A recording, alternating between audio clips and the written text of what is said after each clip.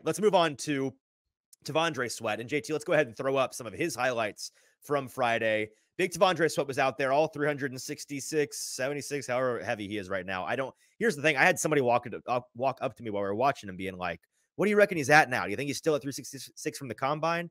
And I'm like, listen, man, here's the reality. I have a good frame of reference for like, if that guy looks 215 versus 240, like if you're in a normal person weight range, like I can kind of eyeball it.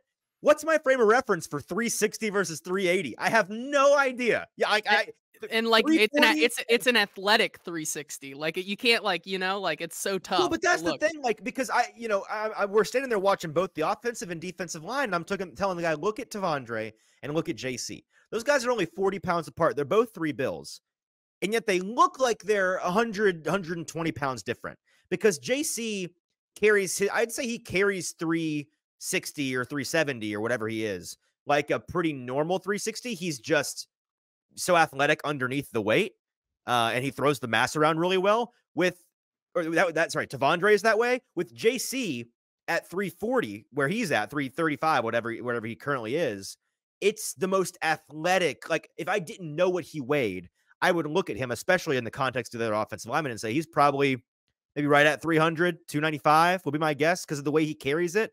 Now, his height it helps because he's kind of stretched out in that way. These guys that are tall are sometimes sneaky heavy because they're just bigger people, tall and not quite round. He's not a round guy, but and I saw a pre-draft. I think it was Glory Holtz that I saw on Twitter talking about pre-draft. Apparently, he had nearly, was it 280, almost 280 pounds of lean muscle in terms of biometric. Like, you step on the biometric scale and it tells you what your body composition is.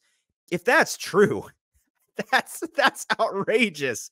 Maybe it was 170. The point is, it was an outrageous amount of lean muscle on this guy, and he looks the part. So all of that being said, with T'Vondre, what you're looking at here, if you're watching with us on YouTube or on social media, looked good for day one. Honestly, I didn't know what to expect 100% from him.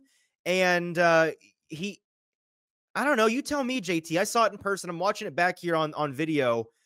It's day one. I'm sure he's not going 1,000%. It's a marathon, not a sprint. But for 370, 375 is what I'm guessing he's probably at. Combine 366 is probably, shedding all the water weight, fasting for 24 hours. That's probably the bare minimum, I'd imagine. So even if he's at 375 right now, I thought he looked fine. Which makes sense because he looks as fast and physical as he did when we saw him at the Senior Bowl. On the tape. How about that? Yeah, exactly. Exactly. Even if it is no longer that water weight and he's back towards like where he was at the Senior Bowl because he doesn't have to fit himself into a box right now. Of course, they got to work on that, but he looks like the absolute bulldozer that I comped him to way back then. Like this is a guy that I think, as his position coach said, can play all 3 downs. He looks fast and physical, and I think you're just going to see more of that. I can't wait to see drills where he is going up against other guys because, as much as you can look at this guy and him throw a dummy to the side and with that throw the assistant coach kind of as well with that power in his hands and his arms, like we can't really know for sure until we see him go up against other guys. Well, let's get his head coach's opinion on how he looked day one. So here is Brian Callahan. We asked him, what'd you think about big T'Vondre Sweat? First day out on the field. Here's what he thought. Good today. I thought he moved well. You never know when guys get here what they're going to look like, and I thought he did a nice job. Looked like the guy we saw on tape, which was good to see. You mentioned, yeah, we have a lot of good people in place here. Anytime that you have anything with rehab, with weight, with strength, anything that goes into trying to make sure guys are where they need to be, there's a team approach, where everyone's involved in it. Lauren, our nutritionist, she plays a big role with a lot of guys, and we have the same conversations about guys that might be underweight. You have some of the lower body fat guys trying to make sure they maintain so they don't get hurt.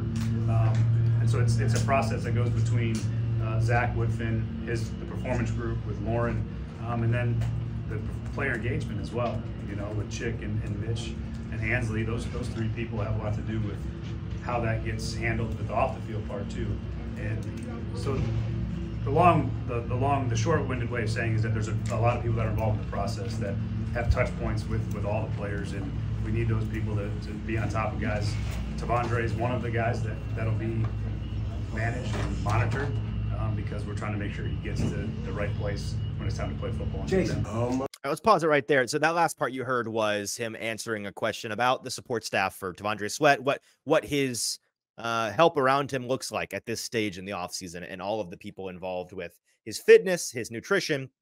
And this next part, you're going to hear from Tavondre himself at the podium talking about how happy he is to be here and what he has done post-draft to keep himself in shape and be ready for rookie training camp. So let's listen to that part.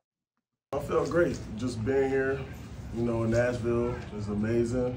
And it was awesome to be out there today.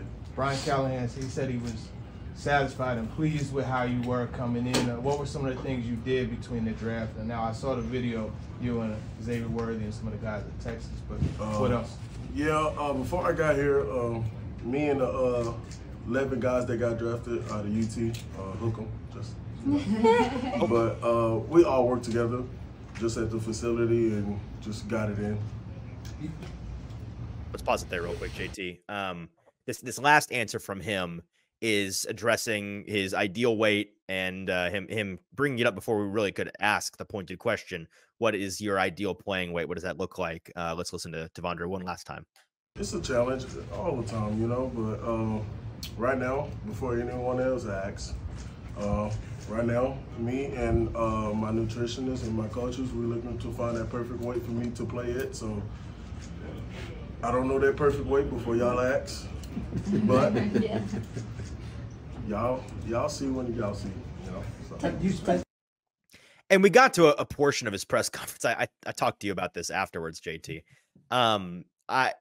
It struck a human chord in me at one point, and this is about as soft as you'll hear me be, but it was the reality of the situation. Like, all the questions became about weight, and there was a moment where he gave a look to Robbie on Titans PR, and Robbie gave him a look back. It was just like I don't know. Maybe I was overreading the situation. I felt bad for the guy for a moment because he's making a lot of money. This is the position he's put himself in. He's lucky to be where he is, and it's our job to ask these kinds of questions. But at one point, it became like 6-7 questions in a row about the weight, and I was putting myself in his shoes as the guy that's a little bit younger than me. If I was 22 years old and I'd worked to accomplish my dream, and I got to the NFL, and my first day of practice, nobody cares about what I'm actually doing on the field. They just care about, they just want to ask how fat I am. That would, I'd be there'd be a part of me that's upset by that a little bit. I don't know. So I felt bad for the guy in real time. That being said, I think he looked good. He's expecting those questions. It is what it is. It's going to continue to be the line of questioning with him. And until he can get out there and prove people right or wrong about their preconceived notions of him on the field, it's going to be a lot of what if questions. And that's where we're at.